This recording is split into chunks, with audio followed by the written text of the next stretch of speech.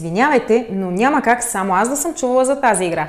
Тази игра помага на учениците да четат и да сравняват дълги числа. И като бонус изисква от тях и малка доза съобразителност. За самата игра ни трябват карти Uno и една ето такава табличка, в която да си напишем единици, десетици, стотици, хиляди. Ако децата са по-големи, можете да продължите натам 10 хиляди, 100 хиляди и така нататък. Ето ги и правилата. Първият играч тегли карта, пада му се 3.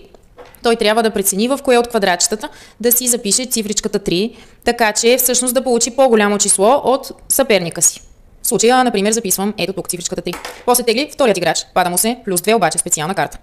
Плюс 2 означава, че теглим още веднъж и каквото ни се падне, прибавяме още 2, така че ми става 7 плюс 2, 9. Разбира се, за да ми стане възможно най-голямо число, 9 ще го напиша в класа на хилядите. И така попълваме малко по малко, докато запълним цялото поле.